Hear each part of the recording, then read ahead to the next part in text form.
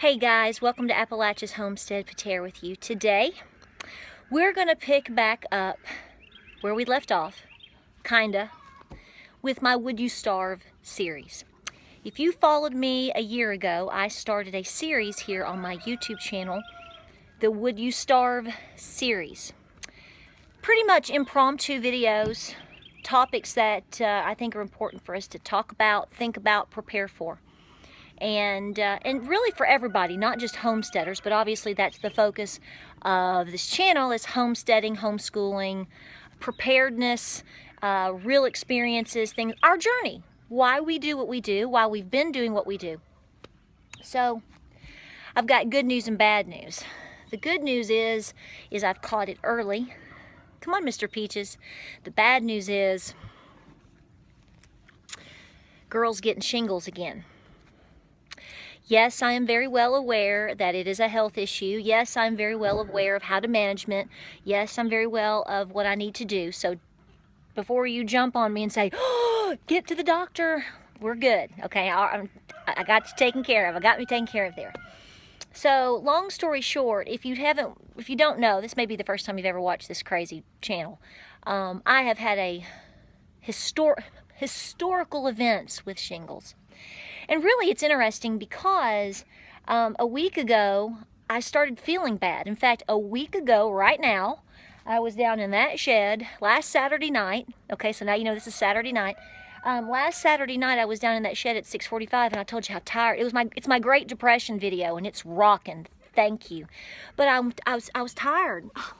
Get down, you goober. I talked about how tired I was, and I was tired. We'd been working really hard, and I was tired, and I had some really bad headaches. See, that's what happens a lot of times with me with shingles is I get these headaches and cold-like symptoms and all of that, and then I kind of shake it off. I shake it off, and then boom. So this morning, after this video, this is all gonna have to come off, okay? Because it feels like somebody's holding a match to me. But this is what the video is. It's not about me having shingles, for heaven's sakes. The video, when I get down like this or we have a scenario hit us, it makes me think, which prompts me to want to tell you. There's two ways to look at this scenario that I'm about to present to you. So I want you to listen and to listen carefully. The name of the video is in my Would You Starve series, but it's about homesteading away from the world. I want to talk about the world that so many of you are either part in, or are trying to get in, okay? Depending on how you take on this life journey, as I call it, yes, and what you do and how you approach it, it can be very, very stressful. It can have many, many blessings, but it brings its own sets of blessings, sacrifices, and stresses that is unlike what is in, I love you too, is unlike what is in the rat race that most people live in today. Okay, high stress job, financial problems, a lot of financial stress, kids in school, got to pay the bills, got to keep up with the Joneses. You know, you want the latest and the greatest. You see things on TV. You keep up with the pressures of social media. We all know social media can be crazy. So you have that world, okay? And then over here, you have the whole realm of homesteading. So it's like people are either, you would think people are living, most people are living over here and you're over here with the cows and the goats. The truth of the matter is most of us that are over here with the cows and the goats and the sheep and whatever, and the box, we are still somehow connected with all of this. Most of us still have to keep, either we or both or a spouse have to keep a job. You have children you have to deal with. You still have to deal with finances. You throw in any type of social media or social pressures. So right now, on this day, most people are probably, if you are homesteading, very few are probably unworldly, away from the world. At least away from the world 100%.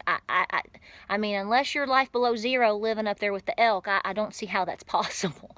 I mean, you know, but what I can tell you is much of a pullback where you can, and you can pick your stresses and understand what they are and get away from them, it's going to be better for you.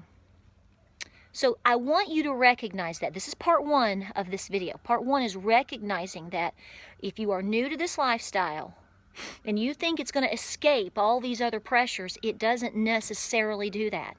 It depends upon what you pick and choose. You have to pick and choose. I've talked about this in many videos and saying, you can't live this life over here remember going to Neyland Stadium every Saturday and going to Friday night football games and hanging out with girls' night out on Thursday and bunko night, and I'm going bowling with the boys on Monday, and I'm going to have my job, and oh, by the way, I'm going to milk a cow, 2 dairy goats, and have 100 chickens. Even having 30 chickens and, you know, a possum in the backyard. This over here starts to, you know, brings on its own entities of work and stress and expenses and all that. So to have this, you got to let go of a lot of that, okay? And when you don't, you might end up like girlfriend here, okay? Okay. Part two of this. Here's the lesson that goes to part two. What is doing too much? Okay, if you take on this lifestyle of homesteading, farmsteading, all of this, there is a large amount of work and commitment that has to happen, or all this dies in many fashions or forms. You can't just not do it.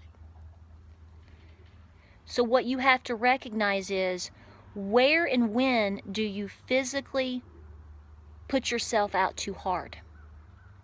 Where is that line? The reason I want you to understand that is because we're talking, would you starve, right? In a crisis scenario, listen, if I can overwork my body and become ill and have a hard time recognizing my limitations, and all of us are guilty of this. It's not just me, it's not just you, it's all of us. Come on. What do you think that type of pressure is going to be like in a crisis scenario? I've already been through some crises this year, folks. I mean, you know, my husband fell into heart failure. You're not looking at a girl here that can sit here and talk about what if your husband gets sick, or what if. I mean, you know, it's happened here, okay? I've been thrown through a loop. I am blessed in my loop in a lot of ways. Things could always be a whole lot worse, and I get that. You know, we go through, you know, there's just cycles in our life where we get thrown a curve. Tell it, brother. So, but, you know, that's been a very eye-opening experience for our family. So, if you're going to stress out, and if you're going to wear yourself down when things are pretty good, what is it going to be like when they're not? That's what you need to think about. A lot of you folks are very new and wanting to start, and that's fabulous, and I want you to do it. I want you to do it. I don't care, urban homesteading, you know, small scale, the importance, as I've said over and over and over again, is you learning your skill sets. In fact, you know, so if you want to watch the Would You Starve series, it's in the Hot Topics playlist. I'm going to correct that, and I'm going to put Hot Topics and Would You Starve, because this whole series has been going for a year, and I've kind of gotten away from it with everything. Time to get back on it, because there's a lot to talk about. So I want you to evaluate, where are you homesteading in terms of your relationship with the world? How does that affect you? Maybe you need to limit some of your social media. Don't limit me. I love you too much. But you know what I mean? I don't spend a lot of time on my personal Facebook page at all. I spend it with you guys. answering questions and sharing with you and laughing with so many of you guys up. We have a good old time in that group. We really do. And sometimes we're silly, but that's what we need. But it's positive. We're people that support each other. You know, she doesn't know chicken math. She went and got 30 more chickens yesterday. You know, we're supportive and understanding each other's lifestyle. That's what's so great about it, okay? And maybe picking a few forums like that you enjoy being in and getting rid of the rest. Maybe forcing yourself one night a week to say, you know what, we're not going to do A or B or C. We're going to do this. It is okay to limit a lot of other things. I think you're going to find yourself very healthy and very happy.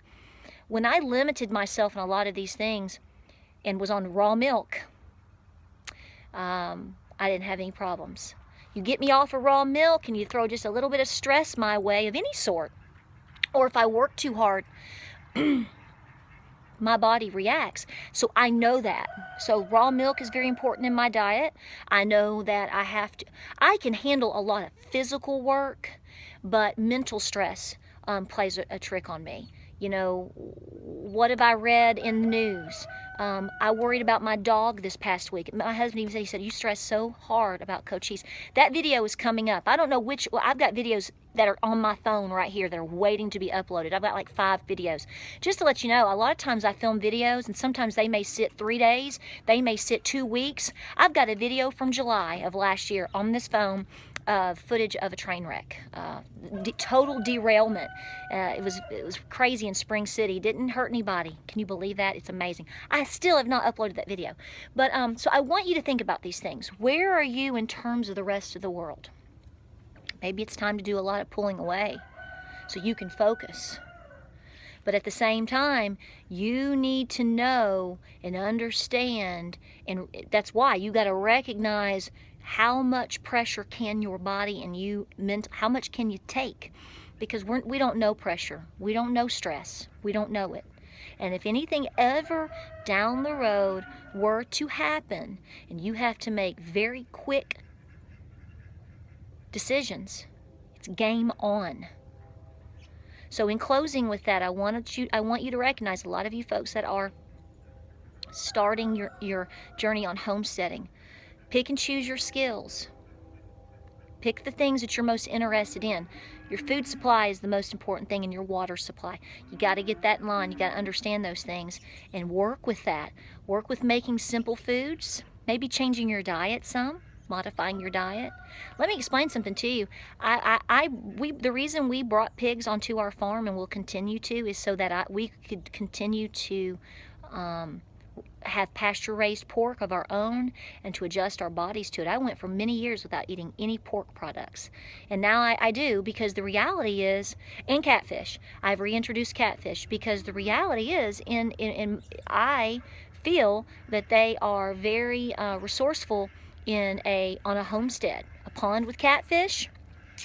And as you know, historically, the frontier, they had to it wasn't the cow and the goat that necessarily brought them through. It was the pig. So I want you to think about these things. So this is part of the Would You Starve series. We will have more coming your way. We appreciate you watching. I'm going to take it easy. Don't worry. And my husband's a little worried. He's like, okay, you worried about the dog too much. But the dog's doing good. So I have that video coming up. We have footage of our goats. Looks like I might be milking some goats this summer. So I'm trying to be positive. I'm going to relax. And we just appreciate y'all all the time. We really do. This is what community is. Y'all stay safe out there. Keep pressing on your skills. It's about your skill sets, because that is what adds value to you and to your abilities. Because you know what? It's just like getting an education in certain things. No one can take that away from you. Got it?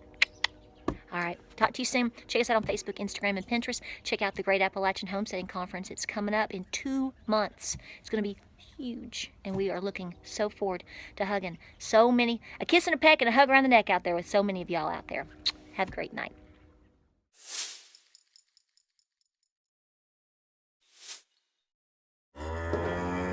Mm-hmm.